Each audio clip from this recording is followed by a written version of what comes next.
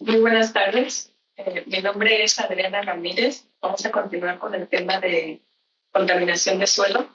Soy jefa de departamento del Laboratorio de Riesgos Sanitarios de aquí del CENAPRED, que pertenece a la Subdirección de Riesgos Sanitarios y Toxicología, y esta a su vez forma parte de la Dirección de Análisis y Gestión de Riesgos. De formación soy ingeniera bioquímica y tengo un posgrado en biotecnología ambiental.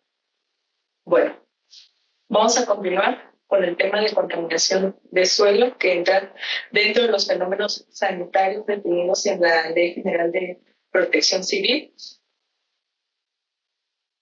Y bueno, es uno de los fenómenos antropogénicos contemplados en la ley. De manera general les presento los temas que voy a abordar a lo largo de la presentación. Voy a empezar por aspectos generales del suelo, las fuentes de contaminación del suelo y el tipo de contaminantes, los residuos, el manejo y disposición que se puede hacer de ellos, efectos a la salud de los diferentes contaminantes, así como la evaluación de sitios contaminados que se presenta en la guía de fenómenos químicos. Y finalmente les hablaré de dos ejemplos de mapas de peligros generados aquí en el área sobre este fenómeno que es la contaminación de suelo. En particular, un mapa de peligro por residuos sólidos urbanos, un mapa de peligro por jales mineros. Bien. El suelo es un sistema dinámico que ejerce funciones de soporte biológico en los ecosistemas terrestres. Es prácticamente la parte superficial de la Tierra, está constituida o comprende los primeros 5 a 15 centímetros de la corteza terrestre, y bueno, tiene diferentes componentes, material mineral, que entra componentes como las arenas, limos, arcillas, etc. También tiene nutrientes solubles como el nitrógeno, fósforo, potasio, que son muy importantes para el crecimiento de las plantas. Otra parte importante es la materia orgánica, producto de la descomposición de los seres vivos, animales, plantas, etc. Y otra parte importante es el agua, humedad y gases, entre ellos el oxígeno, el hidrógeno, que ocupan los poros del suelo, ¿no? Los suelos los podemos clasificar por el tipo de composición que tienen en cinco tipos. Los arenosos, como su nombre lo indica, que están constituidos principalmente por arena, son de color grisáceo y tienen como característica que son muy permeables. Tenemos también los suelos arcillosos, son de color rojizo, son más compactos, son menos permeables. Los suelos limosos, que se caracterizan por tener una composición de arena, arcilla y limos. Los suelos humíferos, que están constituidos principalmente o tienen gran cantidad de materia orgánica, se caracterizan por tener un color un poco más oscuro. Y por último, los calcáreos, que tienen alto contenido de sales y su color son blanquecinos, ¿no? El suelo tiene diferentes funciones y, bueno, algo muy importante que no quiero dejar pasar es que se considera un recurso no renovable porque el proceso para la formación del suelo es muy lento. Es producto de la intemperización de las rocas, del material orgánico, y para llegar a tener un suelo toma mucho tiempo, pero para degradarlo es relativamente rápido. Entonces, es por ello la importancia de concientizar sobre la importancia de mantener los suelos limpios y que no presenten un grado de degradación o ya sea por contaminación o otros factores como erosión que nos dañe el suelo y no cumpla las funciones que tiene, ¿no? Que son principalmente estas, que es ser el hábitat biológico de diferentes microorganismos, hongos, bacterias, virus incluso. También es el medio para la producción de alimentos, es el soporte, como les decía en un principio. También es el productor de recursos forestales. Es un filtro regulador durante la recarga de acuíferos, entonces la importancia de que estén limpios. Si un suelo está impactado o tiene contaminantes y por ahí o es un medio o filtrante para el agua, entonces ya está provocando también la contaminación del cuerpo de agua o acuífero, ¿no? Y bueno, también es la base física para la construcción de las edificaciones. Como fuentes de contaminación del suelo, tenemos que, bueno, en México en general, en el mundo entero, las diferentes actividades económicas, pues ha tenido un impacto importante en la degradación del suelo. Y bueno, antes de entrar de lleno a específicamente qué es lo que causa la contaminación, podemos decir que la contaminación como tal del suelo se puede definir como una alteración de la composición natural por la introducción de agentes externos que alteran esta composición, ¿no? O bien una modificación o alteración de las propiedades naturales del suelo por la incorporación de agentes externos, que puede ser basura, desechos tóxicos, sustancias peligrosas, también puede ser contaminación biológica, por ejemplo, el biológico. Entonces, en sí, la contaminación del suelo, agua, de los diferentes elementos que vamos a ver, es una alteración de la composición natural, ¿no? Datos de CONAFOR mencionan que el 64% de los suelos en México presentan un problema de degradación, que solo el 26% del territorio nacional mantiene sus actividades productivas sustentables sin degradación aparente. Ahora bien, dentro de las fuentes de contaminación del suelo, podemos citar la minería, como sabemos es una de las principales actividades económicas, y bueno, en el caso de la minería, una vez que se benefician los metales de interés, pues también se tiene generación de residuos, ¿no? Y bueno, esos residuos contienen diferentes metales tóxicos, metales que pueden afectar la salud de la población y en general del medio ambiente. Entre los metales que más se reportan en sitios mineros o en sitios con residuos mineros, tenemos el plomo, el arsénico, el cadmio y el mercurio, que se caracterizan por ser altamente tóxicos. Otra actividad importante en el país pues, es la explotación del petróleo y como consecuencia pues, tenemos el impacto de diferentes sitios por diferentes productos derivados del petróleo. Por otro lado, tenemos también la actividad agrícola, que es de gran importancia en el país. Y bueno, el uso que se hace en esta actividad de los plaguicidas para el beneficio, para aumentar la producción de los campos de cultivo, tiene muchos beneficios, pero también tiene consecuencias, porque por un lado tenemos el beneficio económico y que obtenemos una mayor cantidad de alimentos, mejoramos la producción, pero a su vez estamos impactando el suelo con diferentes sustancias químicas peligrosas que pueden afectar la salud como tal del ecosistema y afectar la salud de la población que está en contacto con estos terrenos de cultivo que han sido impactados o que no se les han tratado.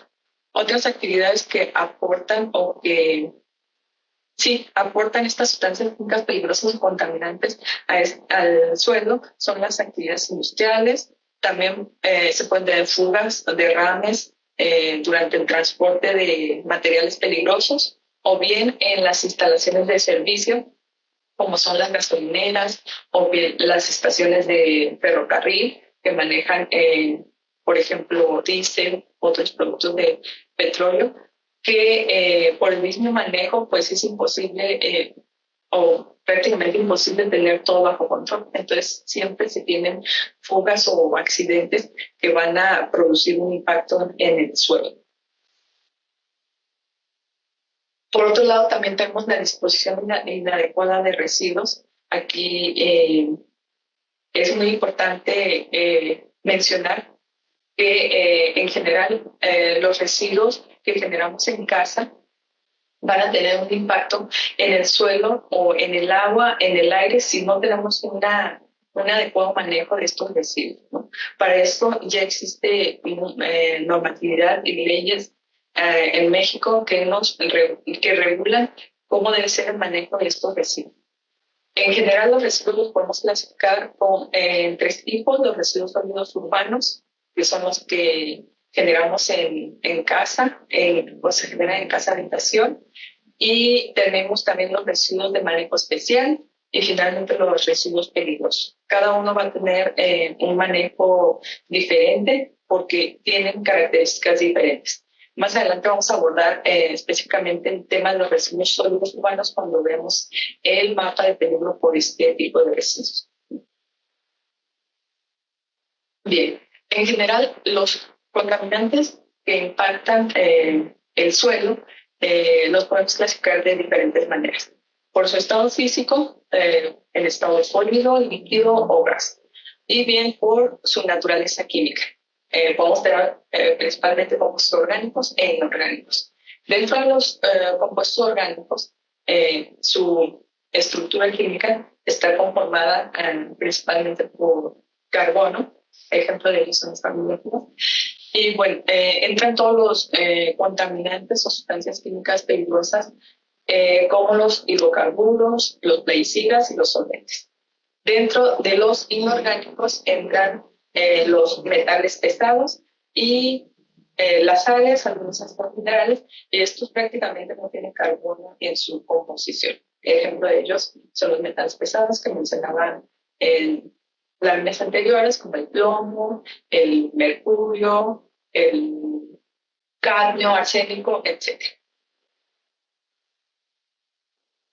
En sí, los efectos a la salud de la población por estar en contacto con suelo contaminado pueden ser prácticamente lo mismo a estar expuesto a agua contaminada, como comentaba mi compañera Esther.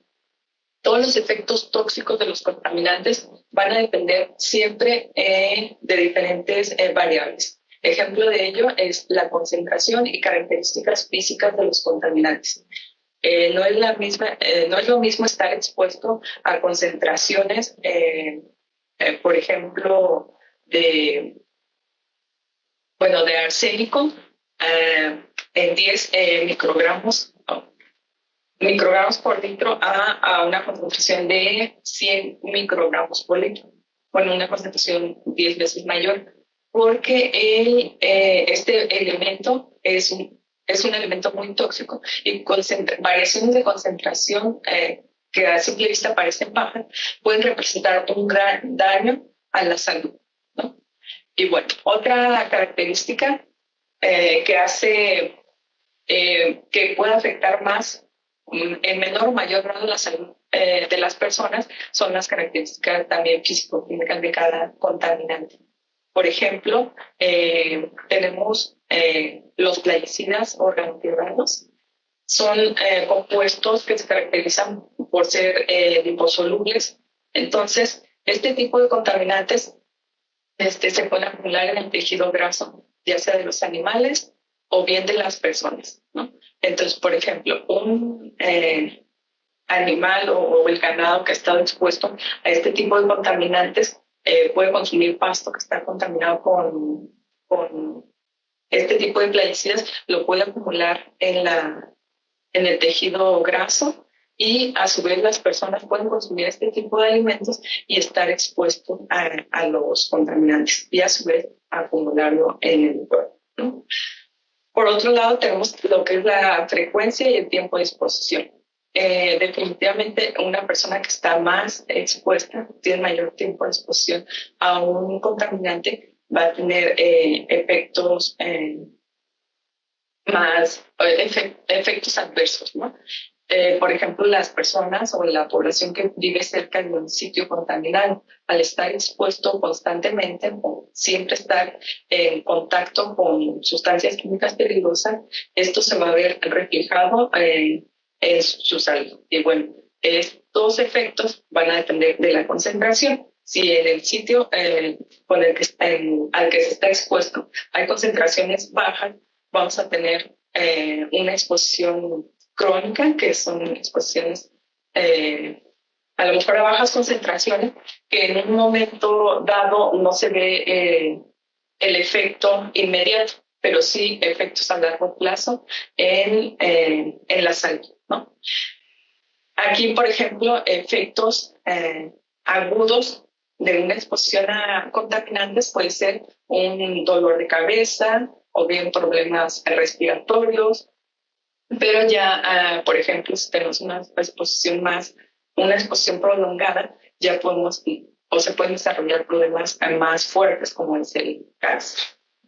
Por otro lado, tenemos también las características del sitio impactado y finalmente las variables ambientales. En el caso, por ejemplo, de la temperatura, cuando tenemos compuestos volátiles en un sitio contaminado, por ejemplo, un sitio impactado con hidrocarburos, la temperatura puede, ayuda a que se volatilicen los compuestos y ahí podemos tener mayor exposición. Y bueno, dentro de las vías de exposición, que también ya se mencionaron anteriormente, tenemos lo que es la inhalación, la ingestión directa, la ingestión indirecta y el contacto directo con los contaminantes. En el ejemplo que les mencionaba de los hidrocarburos, podemos tener ahí una vía de exposición por inhalación, ¿no? Que el viento lleve estos contaminantes a la población y se tenga esta exposición.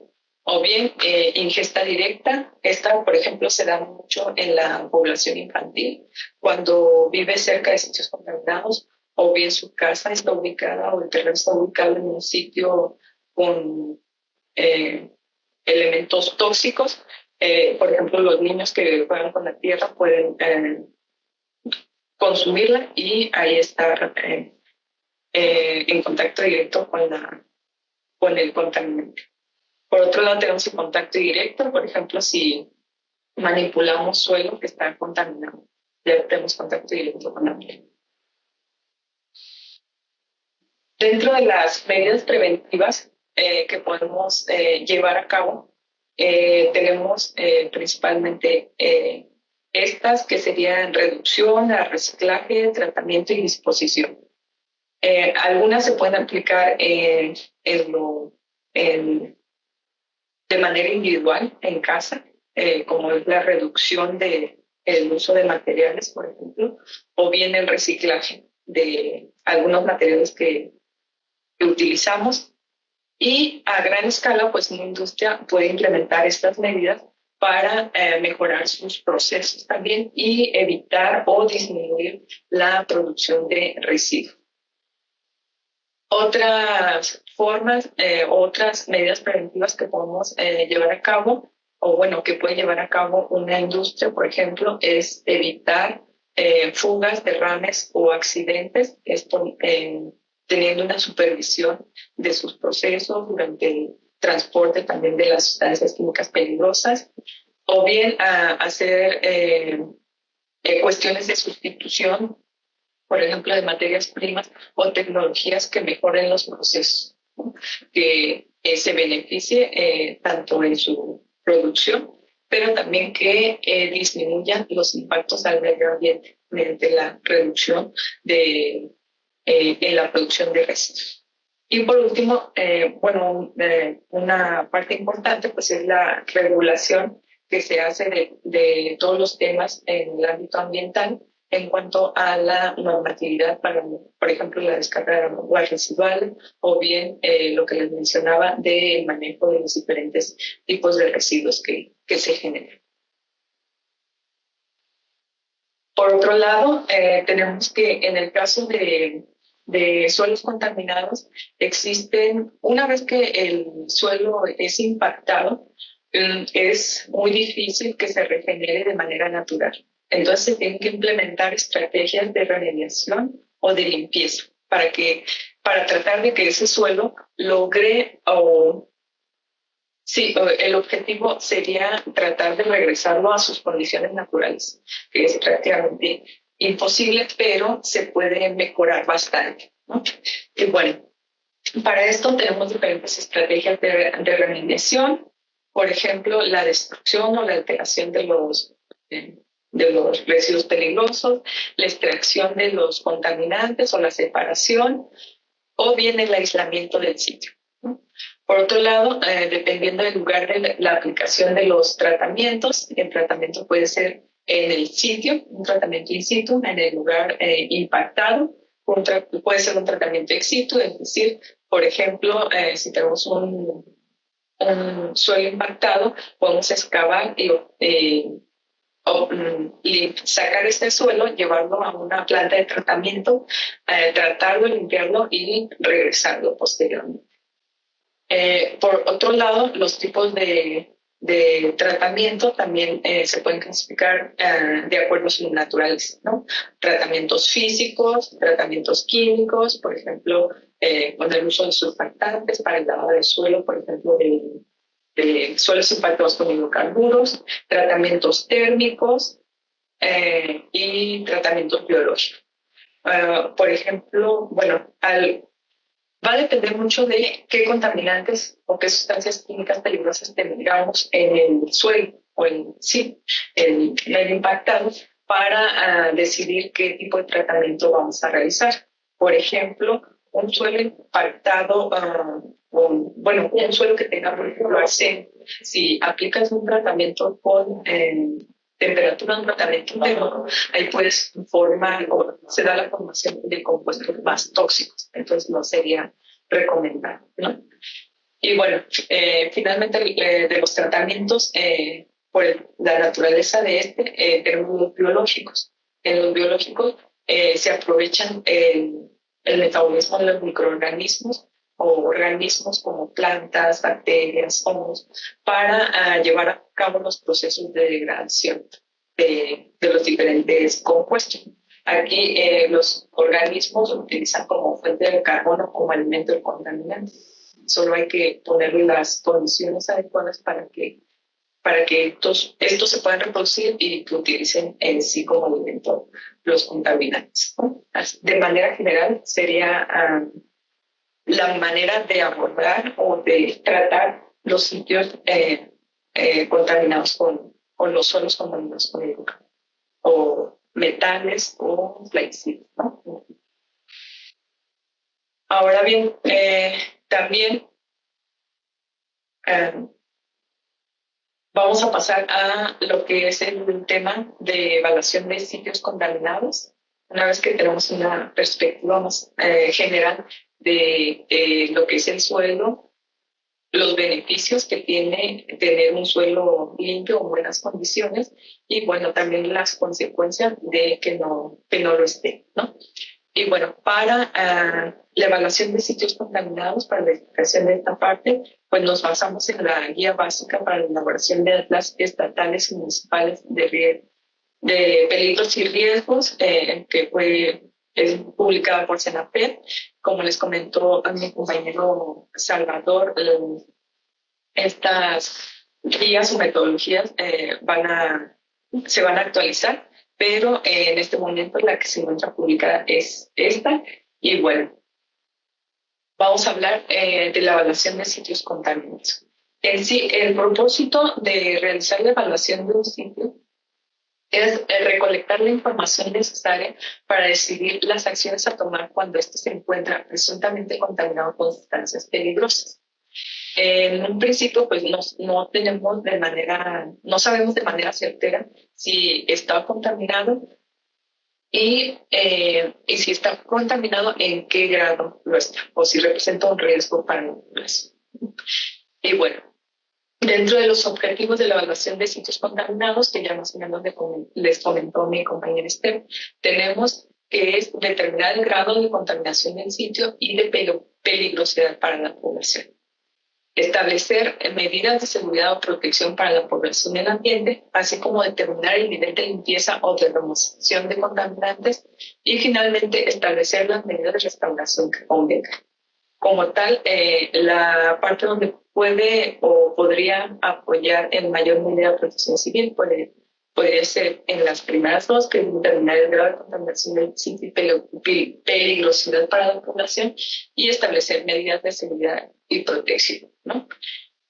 Ahora bien, en la evaluación de de sitios contaminados, pues podemos encontrar diferentes tipos de contaminantes, ya sea químicos o biológicos, que van a provenir de materiales o residuos peligrosos industriales y que por el hecho de estar ahí, estar en el suelo o a su vez también en el agua, pueden llevar un riesgo para la salud de la población, ¿no? Bueno, los residuos peligrosos se definen como aquellos que poseen alguna característica predictiva. Ya han escuchado esto.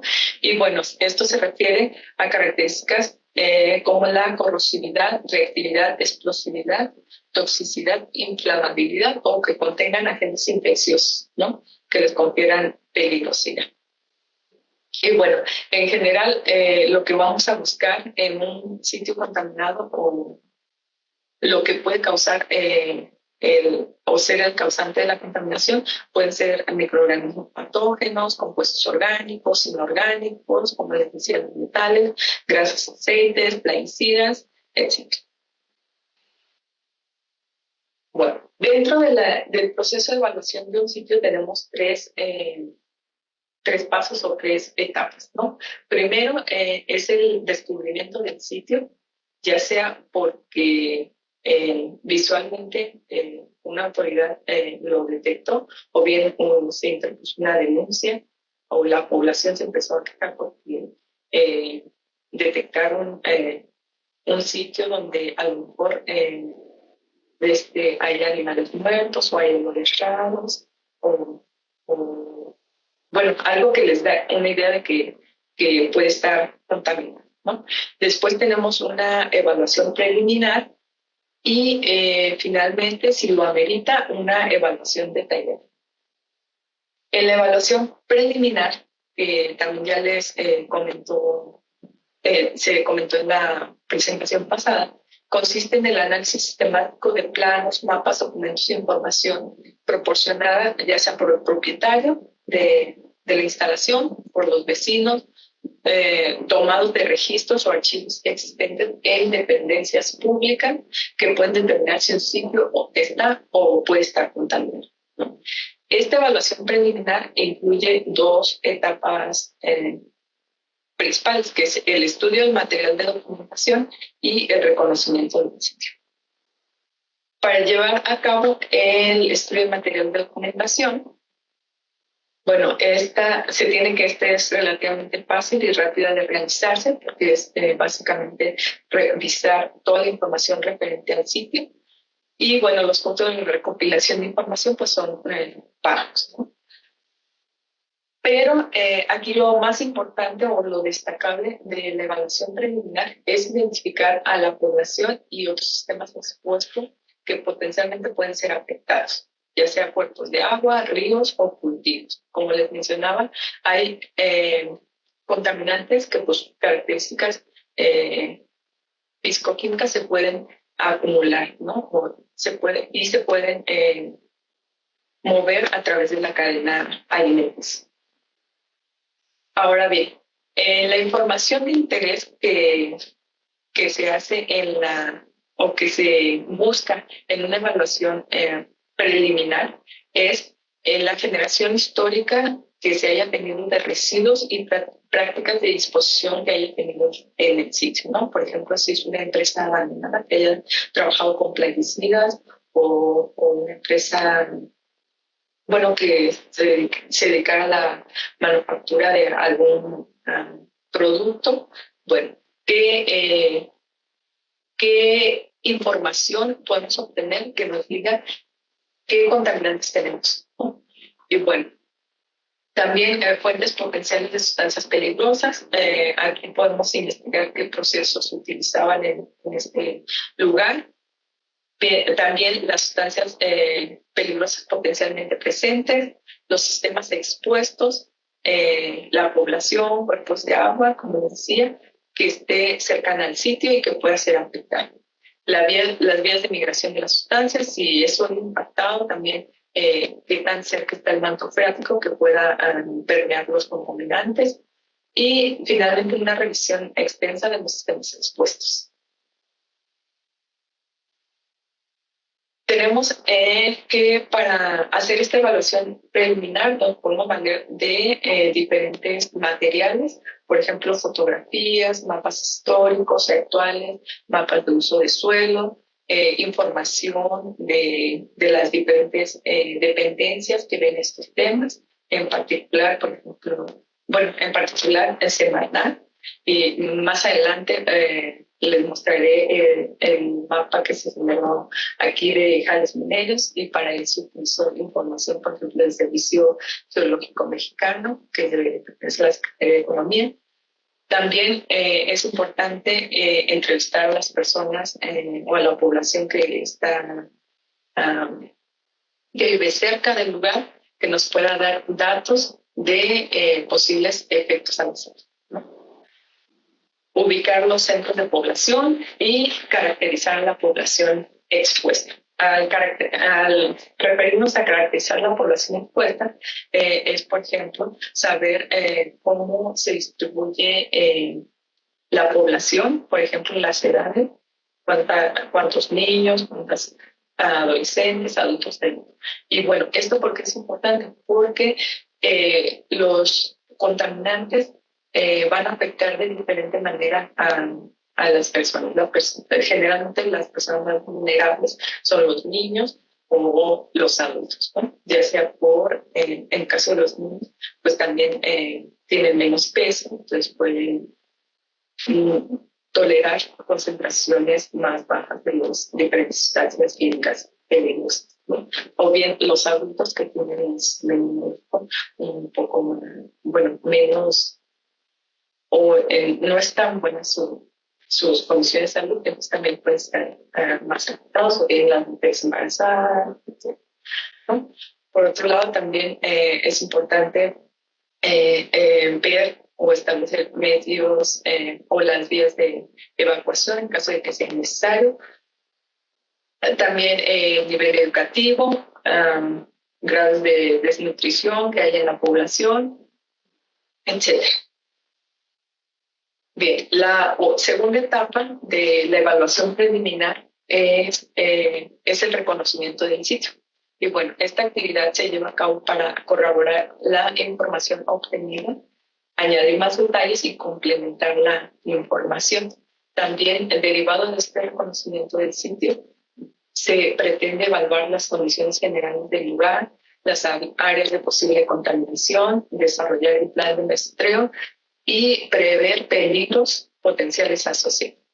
Bueno, en sí, en el reconocimiento del sitio nos va a permitir determinar también qué etapa sigue, ¿no? Si hasta ese momento ya con toda la información obtenida, podríamos decir que no representa un riesgo para la población y hasta ahí se quedaría excluido. O bien, dependiendo así de los resultados o de lo que encontremos en este reconocimiento del sitio, determinar si es necesario realizar un muestreo o continuar en sí con la evaluación detallada para confirmar que el sitio se encuentra contaminado y en qué niveles o qué concentraciones de contaminantes podemos tener, qué tipo de contaminantes, etc.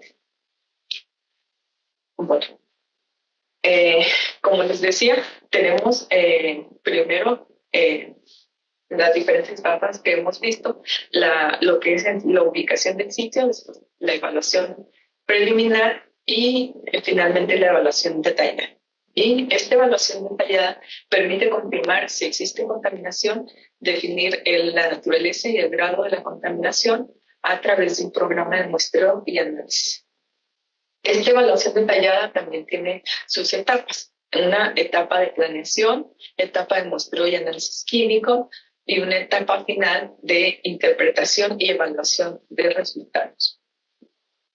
Bueno, dentro de las actividades de esta evaluación detallada tenemos lo que es la revisión de la información disponible, que también ya se obtuvo en la evaluación preliminar, la organización de grupos de trabajo, el desarrollo de planes de trabajo, que en sí son 4, el plan de trabajo en sí, que es organizar toda la parte administrativa en cuanto a quién dirige la investigación, quién va a hacer el muestreo, quién va a analizar o dónde se van a analizar las muestras. Después viene lo que es el plan de muestreo, definir qué tipo de muestreo se va a hacer, qué materiales se van a utilizar, que vamos a ver un poco más adelante, el plan de higiene y seguridad para las personas que van a ir al sitio y que van a estar expuestas a los diferentes contaminantes. Y finalmente, el plan de manejo de residuos generados durante la investigación. Como última actividad, tenemos la evaluación de los datos. Aquí, una vez que se analizan las muestras que se recolectaron en el sitio de interés, se obtiene qué sustancia es la que se tiene en el sitio y qué concentración. Entonces, con estos datos, lo que se hace finalmente es comparar con criterios ya establecidos de niveles de contaminación que no afectan a la salud de la población. Y para esto ya hay normas que nos dicen cuáles son estos niveles. Bueno, en la evaluación detallada hay varias actividades de campo. En estas, bueno, lo que se pretende es profundizar el estudio y, bueno, se hacen observaciones complementarias, se hace la ubicación exacta de los puntos de muestreo. Esto se puede utilizar un PPS para referenciar exactamente dónde se tomó la muestra y tener bien identificado qué es lo que tenemos ahí y la concentración de los contaminantes. La localización y la medición de las distancias de los sistemas expuestos. Esto ya estando en el sitio, la colección de muestras de materiales y residuos presentes en el lugar, si es que se tiene todavía, no sé, contenedores, recipientes con materiales. También se hace lo que es el muestreo de suelo, agua y sedimentos para ver de qué manera han sido impactados. El empaque y envío de muestras al laboratorio, ya sea un laboratorio privado o bien un laboratorio de alguna universidad que apoye en esta actividad. Y por último, la obtención de información para complementar los procedimientos de descontaminación. Si ya se tiene una evaluación detallada, ya se tienen los resultados, se puede pensar en el siguiente paso, que es qué se va a hacer con el sitio, ¿no? Y bueno, una vez en el sitio, para la identificación de una sustancia, material o residuo que se encuentre, ahí existen o tenemos diferentes condiciones que se pueden presentar. Por ejemplo, cuando la sustancia se encuentra dentro de un recipiente, o este puede tener una etiqueta o puede tener pictogramas. Entonces ahí nos podemos valer de lo que nos dice la norma 018 de Semarnat, que presenta el sistema armonizado para la identificación, comunicación de peligros y riesgos por sustancias químicas peligrosas. Entonces ahí, si este recipiente está etiquetado, sería fácilmente identificar, ¿no?, qué sustancia tenemos y qué peligros puede o qué riesgos podemos tener al estar en contacto con ella. Por otro lado, cuando la sustancia se encuentra en el sitio debido a un accidente en transportación, también se tienen normas específicas para identificar este tipo de sustancias o, bueno, más bien material que nos ayuda a identificar, ¿no?, como es la norma 002 de la Secretaría de Comunicaciones y Transporte, que contiene listado de las sustancias y materiales peligrosos más usualmente transportados. Y la norma 004 también de la Secretaría de Comunicaciones y Transportes, que tiene un sistema de identificación de unidades destinadas al transporte de sustancias, materiales y residuos peligrosos. Bueno, esto si se da, como les decía, una fuga durante el transporte de sustancias químicas peligrosas. O bien cuando la sustancia se encuentra en un recipiente sin etiqueta, que no tenemos buena idea o sí, por las características o la inspección nos da una idea de qué es lo que tenemos. También se encuentra la norma 052 de Semarnat, que establece las características y el procedimiento de identificación, clasificación y los listados de los residuos peligrosos, ¿no? Y bueno, en sí en esta norma nos dice cómo identificar las diferentes, o bueno, las características de los residuos peligrosos. Bueno, ahora bien, en la evaluación detallada, se va a hacer lo que es el muestreo del suelo, ¿no? Para esto hay varios aspectos a considerar. Una vez que se decida hacer el muestreo del sitio o del suelo contaminado, debe ser un muestreo representativo, es decir, que se consideren todas las áreas que pueden estar impactadas con los contaminantes, que sea ese muestreo que sea representativo del área. También en este proceso o en esta etapa pues hay que decidir qué tipo de muestreo se va a hacer, si es un muestreo simple al azar, de malla, pues esto va a depender igual de las características o las decisiones que tome el director o el líder del proyecto. Tenemos la selección de sitios de control blancos.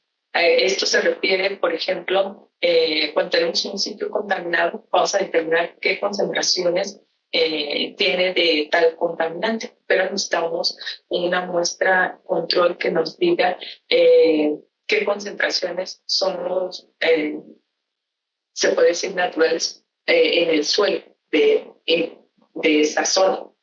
Tenemos el suelo contaminado, tenemos suelo limpio, entonces hay que determinar también las concentraciones que hay de los elementos que vamos a analizar, ya sean plaguicidas, metales o hidrocarburos en el suelo limpio para poder comparar, ¿no? Y bueno, otro tema importante es el registro de muestras, tener la ubicación exacta de donde se tomó la muestra, la identificación de esta, si es un suelo y se tomó muestra a diferentes profundidades, a qué profundidad, la fecha y la hora. Esto se puede llevar el registro en la cadena de custodia y se envía también al laboratorio. Puede variar la profundidad del muestreo dependiendo del tipo de contaminantes que tengamos. Se pueden tomar muestras a 1, 3, 5 metros, ¿no? Dependiendo de las condiciones del sitio y hasta dónde creemos, por lo que hemos visto en la inspección visual y todos los datos que tenemos, hasta dónde puede haber llegado esta contaminación. El tamaño de las muestras pues va a depender del número de análisis que se le haga. Y bueno, lo importante de las muestras es que, como les decía en un principio, que sea representativo del sitio. En cuanto al equipo de muestreo, pues también va a depender si va a ser un muestreo superficial, con una pala o cuchara es suficiente, pero si ya tenemos muestreos a mayor profundidad, puede ser un dispositivo para obtener núcleos de suelo, etc. También otra parte importante en esta parte de la evaluación detallada pues es la preservación y el almacenamiento de muestras. Por ejemplo, en el caso de sitios o de suelo contaminado con hidrocarburos, se sugiere que la muestra sea contenida en un recipiente de vidrio para que no se quede material impregnado, si en caso de que fuera de plástico. En el caso de metales, puede ser de vidrio o bien de plástico. La muestra se debe de preservar de preferencia a una temperatura de 4 grados centígrados y hasta su análisis, ¿no? Finalmente, en cuanto a la preparación de la muestra, inicialmente, tanto para el análisis de hidrocarburos como de metales, se hace un análisis humedad para poder reportar las concentraciones de los diferentes contaminantes en suelo en base seca. Es decir, por ejemplo, si analizamos una muestra que tiene un mayor porcentaje de humedad, si no consideramos este parámetro a la hora de reportar nuestros resultados, pues vamos sí, varían los resultados, estamos considerando el peso del agua.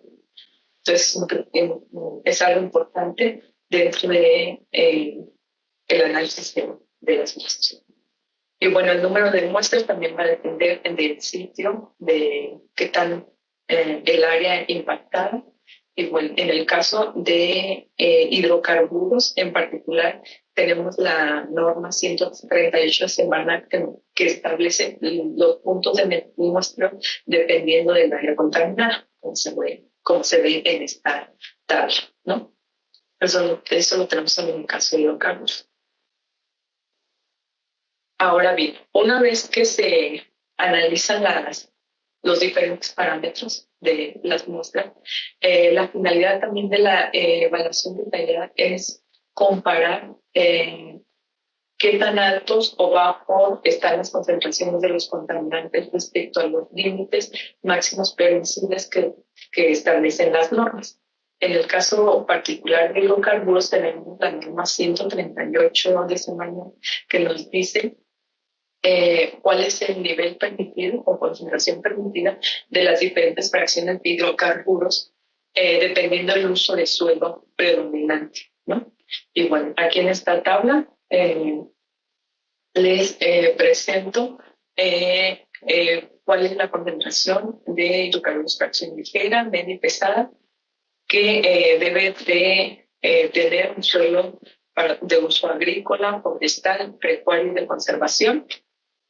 Tenemos también uso de suelo tipo residencial y recreativo, perdón, y el industrial y comercial. Como pueden ver, las concentraciones para los diferentes fracciones de hidrocarburos son mucho más altas para el tipo de suelo industrial y comercial, a diferencia del residencial y recreativo, que es donde está más expuesta la población, ¿no? O sea, puede ser mayor al igual que en el agrícola, pues, los contaminantes están en contacto con los alimentos que consumimos, ¿no? Y bueno, también en estas normas se especifican los métodos analíticos que se deben utilizar para el análisis de los diferentes contaminantes, ¿no? Que generalmente es, en el caso de hidrocarburos, ligera y media, cromatografía de gases. Por otro lado, también tenemos también esta misma norma, se especifican los niveles de hidrocarburos específicos, ¿no? Por ejemplo, benceno, tolueno, etileno, azuleno, etc. También para uso, dependiendo del uso de suelo predominante. Y por ejemplo, estos de manera individual se encuentran en lo que es la fracción, las diferentes fracciones de hidrocarburos, solo que acá ya están como clasificar. En el caso de los hidrocarburos de fracción ligera, encontramos todos los hidrocarburos que tienen o sus moléculas tienen carbono entre 5 y 10 número de carbono, ¿no? Y ya entra lo que es el benceno, el tolueno. Pero, bueno, en el caso de los hidrocarburos fracción media, son hidrocarburos de cadena más larga, carbonos que van del 10 al 28, y finalmente hidrocarburos fracción pesada, que son hidrocarburos con cadenas de carbono mayores a 28. Esto en el caso de hidrocarburos. También tenemos una norma para el caso de metales, es la norma 147 de convenio con la Secretaría de Salud. Y bueno, esto establece los criterios para determinar las concentraciones de remediación de suelos contaminados con arsénico, bario, berilio, cadmio, cromo hexavalente, mercurio, níquel, plata, plomo, selenio, talio y vanadio. Y bueno, aquí en el único donde se especifica una expresión de elementos en el cromo, que en particular el cromo hexavalente es tóxico, esta forma del cromo. Entonces, en nosotros se evaluaría como el elemento tóxico, ¿no? Y bueno, aquí también nos establecen concentraciones de referencia para uso agrícola, residencial, comercial y para uso industrial. Bueno, en general podemos observar que las concentraciones pues, más bajas serían de los elementos más tóxicos, ¿no? Que concentraciones muy pequeñas pueden dar un efecto tóxico alto. Bueno, de todo de lo poco o mucho que les he comentado, pues en general podemos generar mapas de sustrayido por contaminación de suelo, ya sea puede ser por residuos mineros, les voy a explicar más adelante cómo se hizo este mapa. Tenemos también un mapa de contaminación de suelo por sitios de disposición de residuos sólidos, también lo vamos a ver. Y bueno, se pueden generar mapas de contaminación de suelo para basureros a cielo abierto clandestinos, que por ejemplo esos pues, no están georreferenciados, pero que es una tarea o es una actividad importante que nos puede apoyar las autoridades municipales o estatales de protección civil, ¿no? Para identificar si hay basureros a cielo abierto clandestinos que no cumplen con las condiciones y que pueden estar generando o puede estar impactando el suelo y el agua o en general el medio ambiente del aire, ¿no? Y bueno, ahora vamos a ver este ejemplo que les comento, que es un mapa de peligro de contaminación por explosión de residuos sólidos urbanos. Lo pueden encontrar en la página de la Red Nacional de Riesgos, en la sección de fenómenos sanitarios ecológicos. Y bueno, para revisar este mapa, pues nos basamos en lo que nos dice la normatividad, ¿no? En general, en la Ley General para la Prevención y Gestión Integral de Residuos, nos manejan los diferentes tipos de residuos y cómo se deben bueno, sí detectar y quién es el responsable, ¿no? En el caso de los residuos sólidos urbanos es el gobierno municipal. En el caso de los residuos de manejo especial es el gobierno estatal, ¿no? Aquí también en el artículo 100 de esta ley se establece que las entidades federativas respecto a la generación, manejo y disposición de residuos sólidos podrán contener algunas prohibiciones para no afectar el medio ambiente, como verter residuos en la vía pública, en baldíos, barrancas, cañadas, ductos de drenaje y alcantarillado, cableado eléctrico, telefónico, de gas, en cuerpos de agua, cavidades subterráneas, áreas naturales protegidas, zonas de conservación ecológica. Pero bueno, nos menciona aquí todos estos sitios, pero en general una disposición de residuos pues, no puede ser en cualquier lugar, se debe cumplir con ciertas condiciones que se establecen en la norma 083 de esta manera que vamos a ver más adelante. Y esto en sí es por todas las implicaciones que tiene en cuanto al impacto al suelo, al agua y al aire de la disposición adecuada de estos residuos. También es muy importante no incinerar los residuos de cielo abierto y concientizar a la población de los efectos que puede tener, ¿no? Los efectos, el impacto ambiental. Ni tampoco abrir tiraderos a cielo abierto. Bueno, también, la norma que mencionaba es la norma, la 083, que establece las especificaciones de protección ambiental para la selección del sitio, diseño, construcción, operación, monitoreo, clausura y obras complementarias del sitio de disposición final de residuos sólidos urbanos y de manejo especial. Y bueno, considerando esta norma, la información que se utilizó para generar este mapa fue la información vertida en el Censo Nacional de Gobiernos Municipales y Delegacionales que realiza el INEGI, en particular el módulo 6 en residuos sólidos urbanos. Y bueno, que estuvo constituido por 60 preguntas. Y bueno, los temas que se abordaron fueron diferentes respecto al servicio de recolección de residuos urbanos, sobre el parque vehicular, transferencia de residuos urbanos, centros de acopio, tratamiento de residuos, y en sí la información que se tomó fue sobre la disposición final de los residuos. Bien, para continuar o entrar ya a ver cómo se generó este mapa, vamos a ver unos antecedentes, ¿no?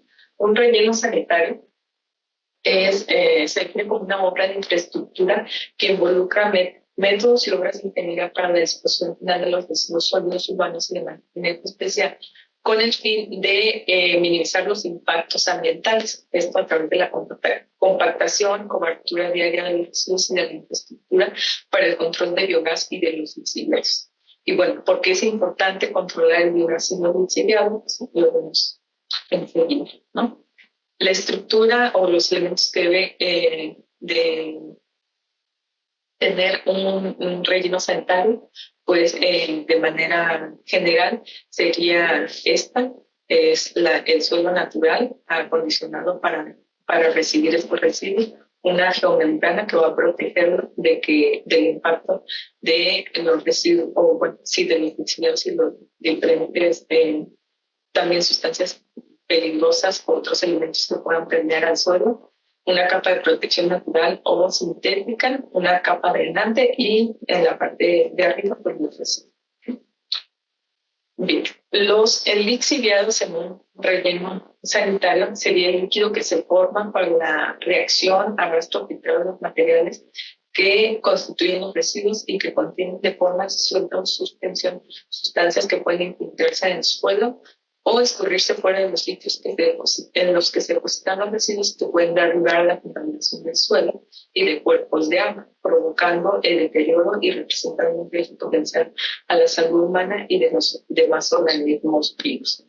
Por ello, es importante que los rellenos sanitarios pues, sean controlados, que se realice la captura de lixiviados y el tratamiento de lixiviados, que se haga un monitoreo de estos de diferentes parámetros, como el pH, la demanda química de oxígeno, la demanda bioquímica de oxígeno, que ya nos explicaron en la presentación anterior, también la concentración de metales, para ver cuál es la composición de estos y también prever posibles afectaciones si es que se llegan a derramar o a tener alguna enfermedad. Bien, por otro lado también tenemos efectos o impacto del aire por la generación de biogás en estos tiraderos o sitios de disposición final de residuos. Y en sí, el biogás es una mezcla gaseosa resultado del proceso de la descomposición de la anaerobia de la fracción orgánica de los residuos sólidos, que está constituida principalmente por metano y carbono, ¿no? Otra cosa importante, pues el metano es un gas combustible y es un gas de efecto invernadero, tanto el metano como el dióxido de carbono. Entonces es importante estar monitoreando la generación de gases y que se haga la quema o el uso de estos gases para disminuir el impacto, ¿no?, que se tiene en el aire. Y bueno, algo importante o algo deseable en un relleno sanitario sería que aprovechar la producción de gas para la producción de energía eléctrica, que se ve este esquema, ¿no? Y bueno, algo también importante o que se debe evaluar o que se evalúa en este censo de INEGI en cuanto a la disposición final de residuos, puede que contar con una barra perimetral o cercado, control de ingreso de residuos, y disponen de pastas para ver que tanto el residuo reciben y la cantidad de residuos que maneja este sitio de disposición en toneladas por día. Finalmente, un parámetro que se evalúa también por el cumplimiento de la norma 083 de SEMARNAT, que contiene especificaciones para la selección del sitio, como restricciones algunas restricciones para la ubicación del sitio en cuanto a los resultados de estudios geológicos, estudios hidrogeológicos y, bueno, también la generación y composición de los residuos que se van a recibir. Otro parámetro considerado para obtener los niveles de peligro de los distintos sitios de disposición final es el inicio de operación. Entre más vías, puede decir que se esperaría que cumplan menos con las condiciones que establece la norma 0,83. Y bueno, considerando, bueno, aquí se listan los parámetros considerados para la obtención del nivel de peligro de los diferentes sitios de disposición final de residuos sólidos urbanos obtenidos en el censo de INEGI. Y bueno, para los diferentes parámetros enlistados, por ejemplo, si se dispone de báscula, si hay captura de lixiviados, si se hace el tratamiento de lixiviados, la captura y quema de gas, producción de electricidad para la, sí, por el uso del biogás, si tiene geomembrana que le permita la bueno, que permiten los lixiviados, si tiene celdas de confinamiento, si está cercado, hay un control de ingresos de residuos, si tiene un recubrimiento de tierra, un monitoreo de higiene y seguridad y si cumple finalmente con la norma. Entonces, esta respuesta era sí o no, dependiendo de su respuesta. Para el sí se asigna un valor de 1 y para el no un valor de 2. ¿No? Al final vamos a sumar estos parámetros. Y bueno, los otros dos que también se consideraron fueron el año de inicio de operación y la cantidad en toneladas por día, que aquí se describe cómo se asigna el nivel de peligro. Entre más viejos, se puede decir, se tiene un nivel de peligro más alto, porque se esperaría que tengan menos o que cumplan menos también con y bueno, también la cantidad en toneladas por día, pues tenemos mayor cantidad de residuos, tenemos mayor, también mayor posibilidad de impactar suelo, agua con diferentes sustancias químicas peligrosas, diferentes contaminantes. Bueno, aquí también es importante aclarar, estamos hablando de residuos sólidos urbanos, que en sí son productos de casa habitación, pero también pueden tener residuos sólidos, residuos peligrosos en pequeñas cantidades. En casa también generamos residuos peligrosos. Por ejemplo, las pilas pueden contener metales pesados y no sé, bueno, si se van a la basura como cualquier otro residuo, ahí tenemos un impacto que es en cuanto a generación de residuos peligrosos en casa, ¿no?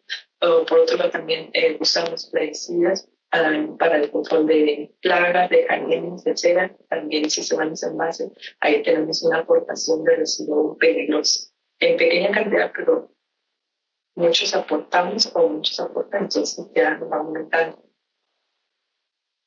Por último, tenemos el establecimiento del nivel de peligro. Una vez sumados los diferentes parámetros, como les decía, en esta lista de parámetros, si la respuesta era sí, en cuanto a dispone de memoria masculina, se le asigna un valor de 1, si no, un valor de 2.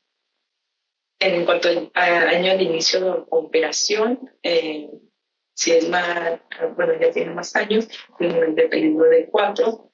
Por ejemplo, se iniciaron operación entre el 70 y 84, un nivel de peligro de 3, entre el 85 y 2002, un nivel de 2, 2003, 2017, un nivel de 1.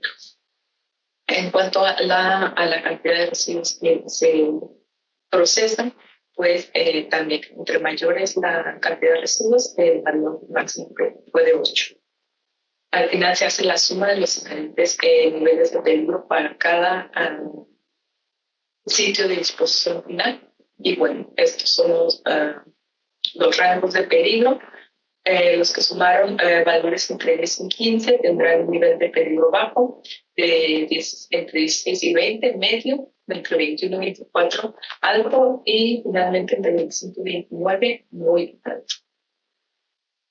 Y bueno, este es el mapa obtenido con los criterios que les comenté. Como podemos ver, pues están en todo el país. Tenemos diferentes sitios de disposición final ya con su nivel de peligro. Entonces, esta información les sirve para la elaboración de sus atlas municipales y estatales de protección civil, pero bueno, tomando como base este mapa, también es muy importante en el trabajo de campo identificar sitios de disposición de residuos clandestinos que definitivamente pues, no van a cumplir con la norma, pero es importante tenerlos identificados porque son una fuente potencial de contaminación de suelo, agua y ambiente. Aparte, bueno, tenemos diferentes productos a la salud por la exposición de la población que está cercana a ellos y también es una fuente para el crecimiento de vectores, ¿no? De ranas, para mosquitos que pueden también propiciar enfermedades en la población. Bueno, este es el mapa de peligro de contaminación por las personas de residuos urbanos que pueden consultar en la página del Atlas Nacional de Riesgos.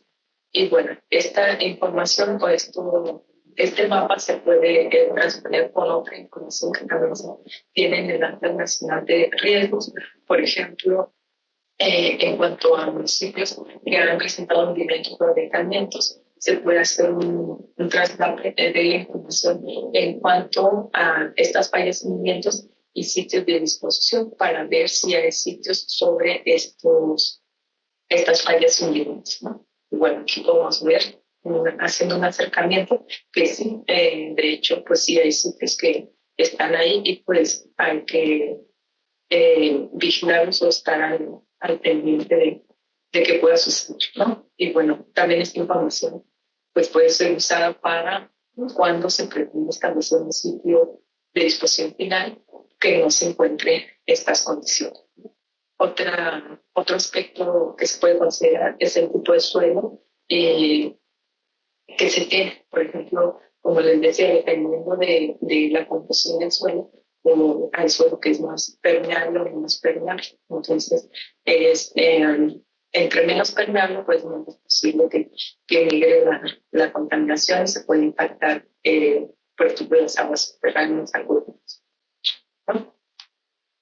Y bueno, también aquí en este mapa se muestra en esta parte se muestra en diferentes colores también la permeabilidad del suelo, que nos da, bueno, sí, una idea de cómo están y si es puede ser un sitio apto para en un sitio de disposición en el resto.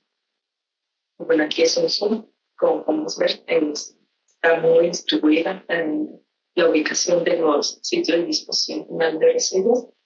Y bueno, se encuentran en diferentes tipos de suelo o, bueno, con diferente permeabilidad. Y bueno, aquí hay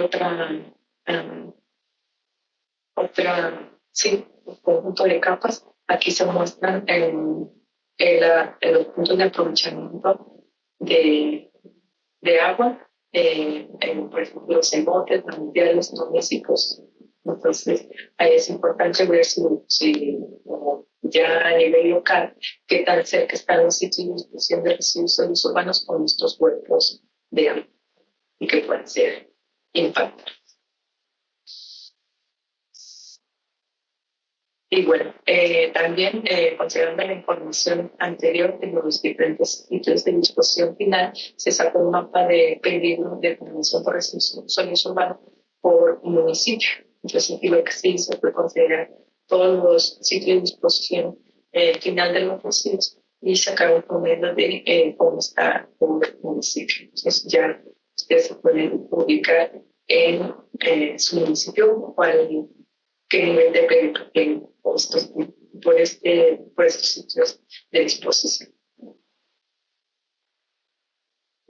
Bueno, finalmente vamos a ver el segundo mapa que les comentaba. Es un mapa que se generó para residuos mineros. Bueno, en este caso se tomó información del Servicio Dominicano y se consideran los siguientes criterios, ¿no? Es algo más o menos parecido a lo que se hizo con residuos sólidos urbanos, pero en este caso con residuos mineros. Y bueno, entre los criterios que se utilizaban para determinar el nivel de peligro, se consideró el proceso que se utiliza en la minera, ¿no? Y tenemos diferentes procesos: trituración, gravimetría, magnética, fundición, flotación, lixiviación, cianuración y amalgamación. Entonces, dependiendo también de los productos o residuos que generan estos procesos, es el nivel de peligro que se asigna. Entonces, el criterio 1 fue por el proceso de extracción. Después se consideró en cuanto a la producción. Y bueno, depende también, como en el caso de los residuos, entre más, los residuos, entre más procesos, en este caso, entre más produzcan o más también trabajes la materia para la obtención de los metales de interés, pues también va a ser mayor el peligro, ¿no? Entonces, ahí tenemos la clasificación de 1 a 99 toneladas por día, se las divide de 1, de 99.1 a 999 de 2, y así finalmente hasta valores arriba de 90.000 toneladas por día, valor de 5 para este criterio. Después tenemos el criterio 3, que es asociado al estatus. Si ya es un pasivo ambiental, si ya no está trabajando con carbonio, se le asigna el nivel de peligro más bajo, que es el de 1. Si es temporal el trabajo de la mina, el nivel de 2, o si es inactiva. Y finalmente, si es activa, se está trabajando actualmente, está produciendo residuos, se asigna un valor de 3. Al final se sumaron los criterios y se asignó un nivel bajo, o que se identifica con el color verde, para la suma de criterios de 3 a 5, un color amarillo o para el nivel medio, que va de 6 a 7, un color naranja para el nivel alto, de 8 a 9, y finalmente el rojo, que sería el nivel de peligro muy alto, de 10 a 12. Y bueno, este es el mapa final, el mapa de peligro por residuos mineros, que, como decía, considera la información de otras dependencias, que es lo que se hace en una evaluación preliminar, ¿no? Considerar toda la información disponible para poder llevar a cabo la evaluación del sitio contaminado. Y como les decía, pues la información se tomó de lo que genera el Servicio Geológico Mexicano y se obtuvo este mapa dependiendo de residuos mineros.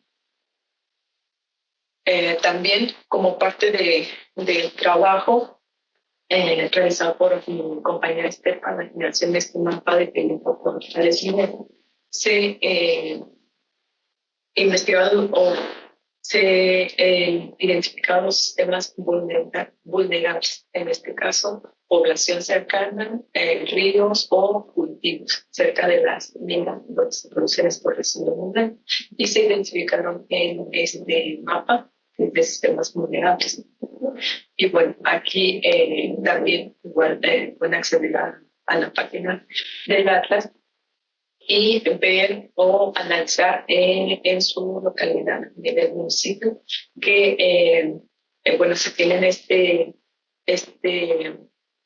peligro potencial por residuos mineros y bueno, los sistemas vulnerables. Aquí un trabajo importante o que complementaría lo que ya se ha realizado aquí en el área sería verificar que los sistemas vulnerables que sí estén ahí, bueno, más bien identificar la población, el nombre, cómo está, si tiene, cómo está la distribución en cuantidades, otras características de la población que pudieran darnos una idea del riesgo o los posibles efectos a la salud de los residuos mineros. Y bueno, sería todo por mi parte.